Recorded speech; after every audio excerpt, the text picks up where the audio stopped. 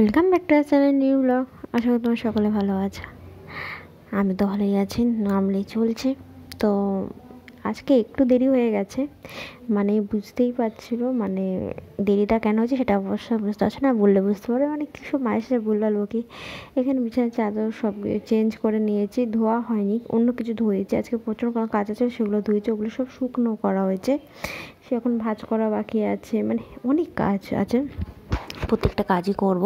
আর আছে ঘরটা একটু ডিপ ক্লিন করেছি, দেখি রান্নাঘরটা কবে ডিপ ক্লিন করা, কাল বা কিছুদিন পর হয়তো রান্নাঘরটা ডিপ ক্লিন করবো। কিন্তু একটা করলে আর একটা তো ফেলে রাখা যায় না স্বাভাবিকভাবে, তো কিছু না কিছু। আর এদিকে আমার ফ্যান চলেই যাচ্ছে। সবচেয়ে বড়ো কথা, বাড়িতে আমার বর না থাকলে ফ্যানটা অবশ্যই চলে, কেন সে একটু বেশি শীত কাতুরে, আমি একটু কম শীত কাতুরে, এটাই হলো ব্যাপার। তোমাদের যে যেখানে আছো অবশ্যই হয়তো অনেক জায়গায় ঠান্ডা পড়ে গেছে, এখন বাইরে প্রচণ্ড ঠান্ডা, আমাদেরকেও ঠান্ডা, কিন্তু বাড়ির ভেতরে বোঝা যায় না। তো ঠাকুরের জায়গাটা পরিষ্কার করে নিয়েছি, বিকালবেলা একেবারে ফ্রেশ হয়ে ভালো করে তারপরে আমি পুজো দেবো, কারণ একটু নোংরা হয়েছিল। এই জুতোগুলো সব আজকে ধুয়েছি, রোদ্দুরে দেওয়া হয়েছে, পরিষ্কার করে রাখা হয়েছে। মানে পরি ধুতেও তো লাগে না, পরিষ্কার যত্ন করতে লাগে, মানে জিনিস তো ভালো থাকে না স্বাভাবিকভাবে।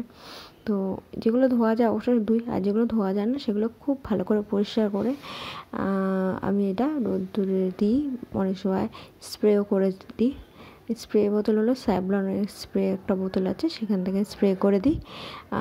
কোনো বাজে গন্ধ বেরোয় না, কোনো, যেহেতু আটকানো থাকে কভার ভেতরে, তাই। তো এই দুটো শাড়ি আমার মায়ের একটু সাবেকি, একটু লুক চেঞ্জ করবো বলে নিয়ে এসেছি। আর এই শাড়িটা দুর্দান্ত 15 দিনের শাড়ি, বুঝতেই পারছো তোমরা, দুর্দান্ত দেখতে। আর দেখছো ক্যামেরার ফেলাতে কালার আরও কত গর্জাস দিয়েছে।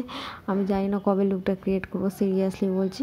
আর খুব তাড়াতাড়ি ক্রিয়েট করবো, কারণ প্রচণ্ড দেখতে সুন্দর, ফেলে রাখা যাবে। আর এই শাড়িটা হ্যান্ডলুম শাড়ি, এটা অনেক দিনের শাড়ি, তাও আমি অনেকটাই বড়, খুব সুন্দর। এটা হালকা মিরর ওয়ার্ক করা শাড়িটা, দুটো তোমাদের সাথে শেয়ার করবো, দুটো লুকই তোমরা দেখতে পাবে।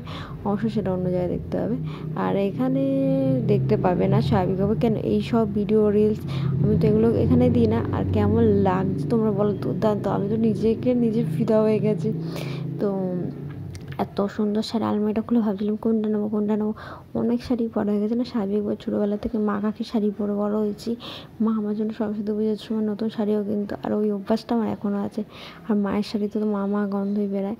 আর তোমার সাথে আমি একটা কথা শেয়ার করি, আমি না বিয়ের আগে অবধি আমার মায়ের শাড়ি মাথার নিচে নিয়ে শুতাম, আর সেটা পর্যন্ত একটা ইমোশন ব্যাপার, কেউ শোয় না, বাট আমি এটা করতাম। মানে একটা শাড়ি আমি মাথায় নিচে করে শুতাম, আর সেটা মা ধুতো না, কিছু করতো না, কারণ নোংরা হতো না, তো এমনি রেখে শুতাম।